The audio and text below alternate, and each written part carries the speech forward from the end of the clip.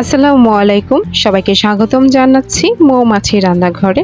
আজকে আমি একদম সহজভাবে আর সবচেয়ে বেশি স্বাদের এই ফুচকার ভেতরের পুর আর টকের রেসিপি আপনাদের সাথে শেয়ার করতে চলে এসেছি।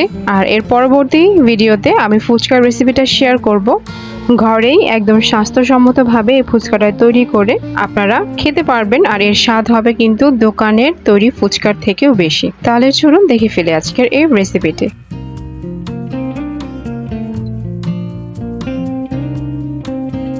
ফুচকার ভেতরের পুরটা তৈরি করার জন্য এখানে আমি ডাবলি বুট নিয়েছি 2 কাপ পরিমাণ, অর্থাৎ আধা কেজি থেকে সামান্য একটু কম। আমি সারা রাত পানিতে ভিজিয়ে রেখেছিলাম, যার কারণে এটা সাইজে অনেকটাই বড় হয়ে গিয়েছে। এখন আমি এখানে স্বাদ মতো লবণ, হাফ চা চামচের মতো হলুদ গুঁড়া, হাফ চা চামচের মতো মরিচ গুঁড়া, এটা অপশনাল, আপনারা চাইলে নাও দিতে পারেন, আর দিয়ে দিচ্ছি এখানে বেকিং সোডা। এখন সবকিছু খুব ভালো করে মিশিয়ে আমি চুলায় বসিয়ে দেব, আর এই বুটটাকে খুব ভালো করে সিদ্ধ করে নেব। যেহেতু আমি ফুচকার জন্য এই পুরটা তৈরি করব, তাই একদম মাখা মাখা রাখবো, কোনো প্রকার পানি রাখবো না। পানিটা আমি একদম শুকিয়ে ফেলবো। এরই সাথে অন্য একটি চুলায় আমি আলু আর 2টো ডিম সিদ্ধ দিয়েছি। এবার আমি সবার প্রথমেই তেঁতুলের টকটা তৈরি করে নেব। তো এখানে আমি 3 টেবিল চামচ পরিমাণ তেঁতুল নিয়েছি। এখন এখানে 1 কাপ পরিমাণ গরম পানি দিয়ে দিচ্ছি। গরম পানিটা দিলে তেঁতুলটা খুব সহজেই একদম নরম হয়ে যাবে, আর তেঁতুলের কাঠটা খুব সহজেই বের করতে পারবো। তো আমি কিছু সময় রেখে দিয়েছিলাম, আপনারা দেখতে পাচ্ছেন তেঁতুলটা একদম নরম হয়ে গিয়েছে। এখন আমি হাত দিয়ে ডলে ডলে এই তেঁতুলের মার বা কাঠটা বের করে নেব।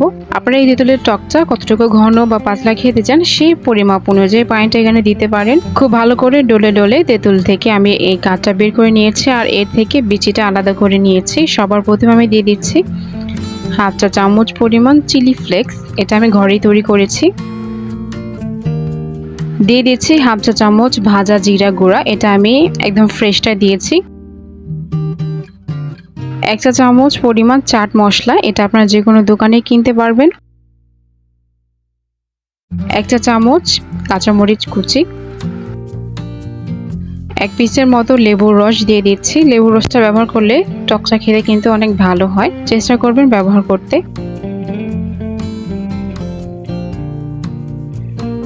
আর সবার শেষে এখানে আমি দিয়ে দিচ্ছি 3 টেবিল চামচ পরিমাণ চিনি। চিনির বদলে আপনারা এখানে গুঁড়ো ব্যবহার করতে পারবেন। গুড়টা ব্যবহার করলে কিন্তু স্বাদটা অনেক বেশি ভালো আসে, তবে আমার কাছে গুড়টা অ্যাভেলেবেল ছিল না, তাই আমি চিনি ব্যবহার করেছি। আর এবার চিনিটাকে খুব ভালো করে মিশিয়ে নিলে আমার এই তেঁতুলের টকটা তৈরি হয়ে যাবে।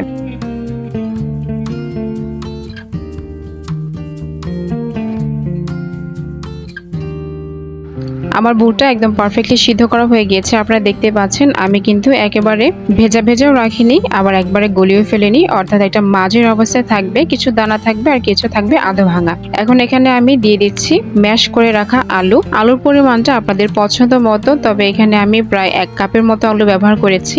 আর আলুটাকেও আমি এভাবে আধা ভাঙা করে নিয়েছি, কিছুটা ম্যাশ করেছি আর কিছুটা আস্তে আস্তে রেখেছি। এরকম করে রাখলে কিন্তু ফুচকার ভিতরের পুরটা টেস্ট অনেক ভালো আসে। দিয়ে দিচ্ছি 1 চা চামচ পরিমাণ চাট মশলা।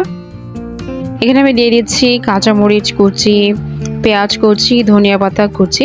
এই সবগুলো উপকরণ আপনারা আপনাদের পছন্দ মতো ব্যবহার করতে পারবেন। আর সাথে কিছুটা লবণও দিয়ে দিচ্ছি, যদিও আমি বুট সিদ্ধ করার সময় লবণ ব্যবহার করেছিলাম, তবে এখানে স্বাদের জন্য কিছুটা লবণ ব্যবহার করছি। আর সবার শেষে দিয়ে দিচ্ছি পেঁয়াজ কুচি। পেঁয়াজ কুচিটা আপনারা আপনাদের পছন্দ মতো ব্যবহার করতে পারবেন, যতটুকু আপনারা খেতে পছন্দ করেন। এবার সবকিছু একসাথে মিশিয়ে নিলে আমাদের এই ফুচকার পুরটা একদম পারফেক্টলি তৈরি হয়ে যাবে। আর আমি আশা করছি এই পুরটা আপনাদের কাছে খুব ভালো লাগবে, কারণ এর টেস্টটা আসলেই খুব ভালো আসে। এভাবে তৈরি করে একবার খেলে আপনারা অবশ্যই বুঝতে পারবেন। খুব ভালো করে মিশিয়ে নিয়েছি, আমার এই পুরটা কিন্তু তৈরি হয়ে গিয়েছে। এবার আমি ফুচকাগুলো নিয়ে নিয়েছি, আপনারা দেখতে পাচ্ছেন ফুচকাগুলো কতটা পারফেক্ট হয়েছে। ফুচকার ভিডিও আমি এর পরবর্তীতে শেয়ার করব ইনশাল্লাহ, তবে আজকে সময় স্বল্পতার জন্য আমি ভিডিওটা শেয়ার করতে পারিনি। এবার আমি এই ফুচকার মাঝখানে কিছুটা অংশ এভাবে ভেঙে নিচ্ছি। এরপর এর মাঝে সেই পুরটা যেটা আমরা তৈরি করে রেখেছিলাম সেটা এভাবে চামচ দিয়ে ভেতরে দিয়ে দিচ্ছি। এভাবে আমি সবগুলো ফুচকা তৈরি করে নেব। তো এখানে আমি সবগুলো ফুচকা তৈরি করে নিয়েছি। এবার আমি এই ফুচকার ওপরে একটা ছোট গ্রেটার দিয়ে সিদ্ধ করে রাখা ডিম গ্রেট করে দিচ্ছি।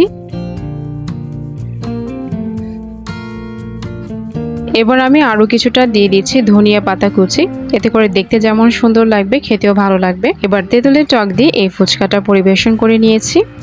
আশা করছি এই ফুচকার রেসিপি আপনাদের ভালো লাগবে। আর এইভাবে ফুচকার পুর আর তেঁতুলের টকটা তৈরি করলে ইনশাআল্লাহ আপনাদের কাছে দোকানের থেকেও বেশি ভালো লাগবে। আজকে এখানে শেষ করছি। সবাই ভালো থাকবেন, সুস্থ থাকবেন। আল্লাহ হাফেজ।